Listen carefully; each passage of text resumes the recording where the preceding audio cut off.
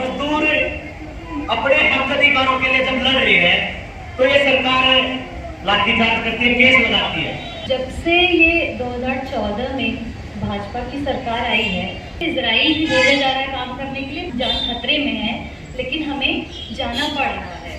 हरियाणा सरकार ने बोला कि कम से कम 2000 मजदूरों को इजराइल भेजेंगे।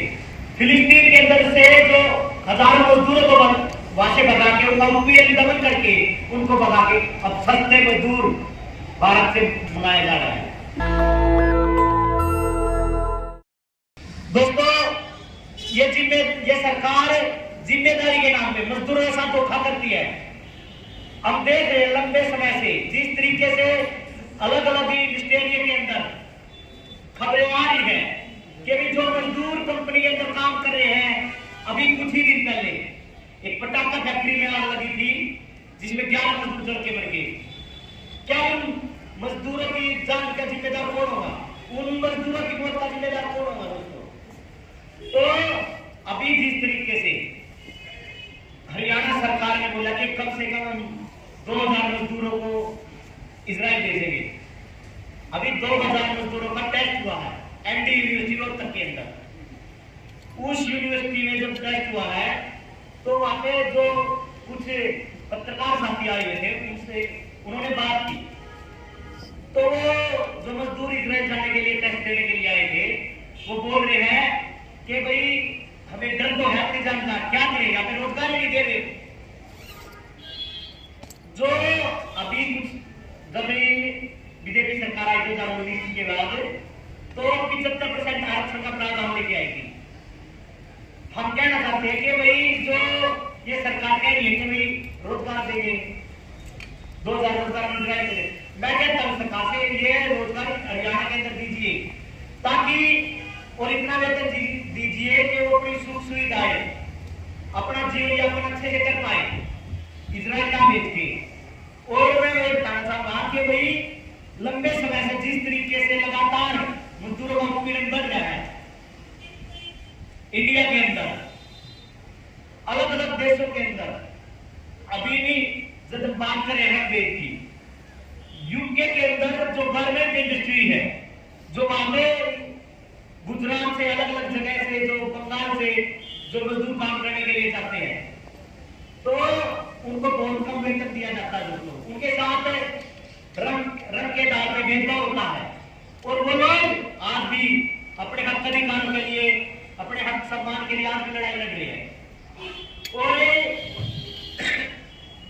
मैं बताना चाहता हूं कि भाई इस दौर में जब इतना हमला बढ़ रहा है, जब फिलिस्तीन पे इजराइल इतना हमला कर रहा है, जो अमेरिका साम्राज्यवाद उसके दम पर, और भारत सरकार का साथ दे रहा है, तो हमें इसका कड़ा विरोध करते हैं। और जो फिलिस्तीन की जनता जो अपने राष्ट्रीयता के हक सम्मान के लिए जो लड़ रही है, उनके जज्बे को सलाम करते हैं। और हम ये कहना चाहते हैं कि भाई जो आज के दौर में जब मजदूर अपने हक अधिकारों के लिए जब लड़ रहे हैं तो ये सरकार लाठीचार्ज करती है, केस लगाती है। इसके एग्जाम्पल है हमारे पास, बहुत सारे एग्जाम्पल है। अभी मानेसर के अंदर बेलासोनिक यूनियन के जो प्रतिग्रह रद्द कर दिया, तो जो मजदूर अपने अधिकारों के लिए लड़ाई लड़ता है, जो ट्रेड यूनियन अपने अधिकारों के लिए लड़ाई लड़ता है, उनका इस तरीके से दमन हो रहा है इंडिया के अंदर। लेकिन ये बोल रहे थे भाई हम वहां पे तो जाए, हम इजराइल भेज रहे मजदूरों को, उनकी सुरक्षा इंश्योरेंस हम गारंटी लेते हैं। लेकिन मैं सवाल करता हूं इस सरकार से, जो इंडिया के अंदर जो मजदूर काम कर रहे हैं उनकी सुरक्षा गारंटी है आपके पास? जो हर महीने जो मजदूर मर रहे हैं, हर रोज जो मजदूर भूखमरी से, गरीबी से जो मजदूर मर रहे हैं, क्या उनका जिम्मेदार कौन है? दोस्तों, आज के दौर में मजदूरों की स्थिति एक पशुओं की तरह मानी जाती है, पशुओं की तरह मजदूरों को समझ रही है। फिलिस्तीन के अंदर से जो हजारों मजदूरों को वहां से भगा के, उनका उत्पीड़न दमन करके उनको भगा के अब सस्ते मजदूर भारत से बुलाया जा रहा है और भारत सरकार भेज रही है। जो जिस मैंने बहुत सारे मैंने इंडस्ट्री एरिया के अंदर जो काम किया है, तो मैं अपना एक्सपीरियंस बता रहा हूँ। कुंडली इंडस्ट्री एरिया में जब मैंने काम किया तो जो न्यूनतम वेतन था वो भी नहीं मिल रहा था। तो न्यूनतम वेतन नहीं मिल रहा था तो उसके खिलाफ जब आवाज उठाई तो मेरे को निकाल दिया। जब हम न्यूनतम वेतन की बात करते हैं तो न्यूनतम वेतन तक नहीं मिल रहा है यहाँ पे, और ये सरकार बोल रही है कि इजराइल भेजेंगे। मेरा यही है लास्ट में कहना कि भाई जो लोग इजराइल जा रहे हैं वो अपनी खुशी से नहीं जा रहे, वो इस गरीबी बेरोजगारी को झेलते हुए जा रहे हैं। और मैं अपनी बात जो भी हमास का जो बयान आया है उसके साथ समाप्त करूंगा। जो हमास का जो भी बयान आया है, हमास ने बयान दिया है, हम जब तक लड़ेंगे, जब तक हमारा आखिरी लड़ाका इस लड़ाई में जिंदा रहेगा। इसी के साथ क्रांतिकारी लाल सलाम। जो कि बहुत ही एक शेमफुल बात है, हम सब यहाँ इकट्ठा हुए हैं पैलेस्टीन के सपोर्ट में। तो पैलेस्टीन के ऊपर इतने सालों से हमला हो रहा है, और जब 7 अक्टूबर को रिटेलिएशन में एक हमला किया जाता है तो उस पर सब बोलने लगते हैं कि नहीं, हम इजराइल के साथ हैं या Israel has right to protect itself. लेकिन ये इतिहास बहुत लंबा है।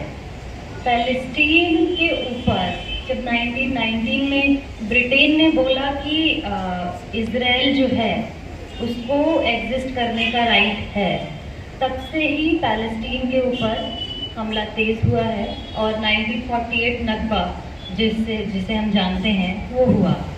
तो पैलेस्टीन के ऊपर हमला बहुत लंबे समय से होता आ रहा है, और जब से ये 2014 में भाजपा की सरकार आई है, हम देख रहे हैं कि इजराइल और इंडिया के रिलेशनशिप मजबूत हो रहे हैं।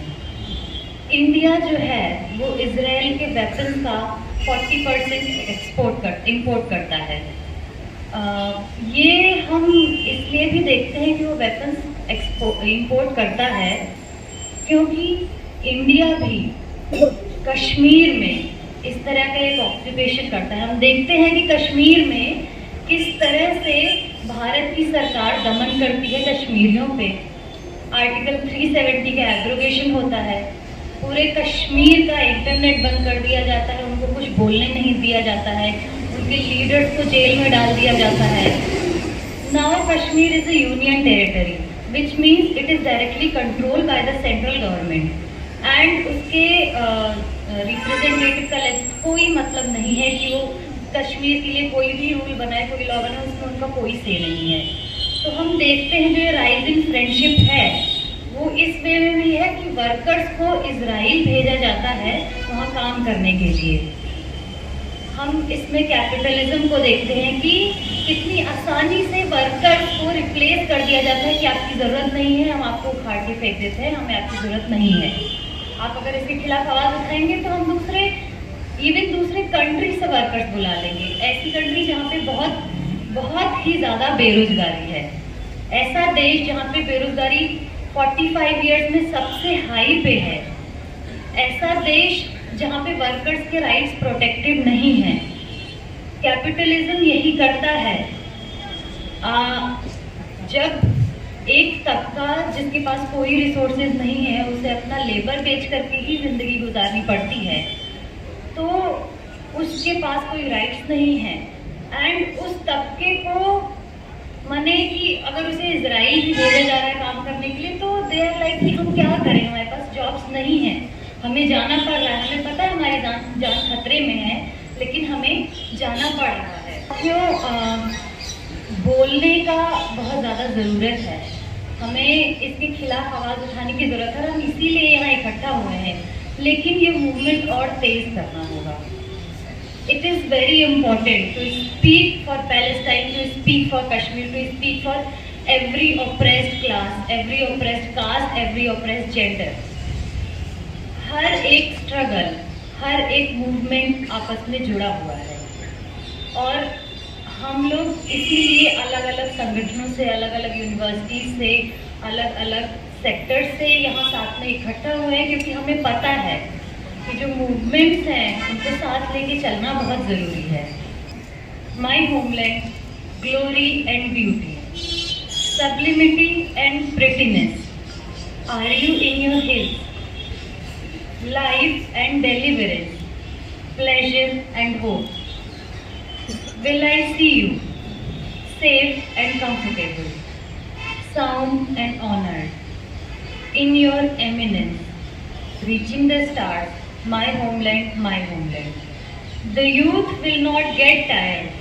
Their goal is your independence, or they die. We will drink from death, but we will not be slaves to our enemies. We do not want an eternal humiliation, nor a miserable life.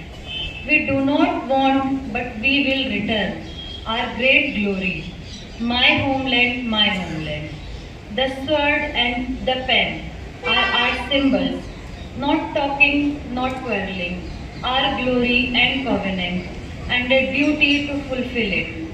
Shake us, our honor is an honorable cause, a raised flag, oh your beauty, in your eminence, victorious over your enemies, my homeland, my homeland. इनकलाब जिंदाबाद।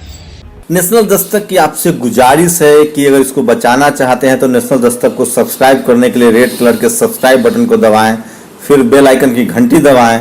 National Dastak को बचाने के लिए बहुत ज़रूरी है कि हर खबर को शेयर करें, लाइक करें, कमेंट जरूर करें।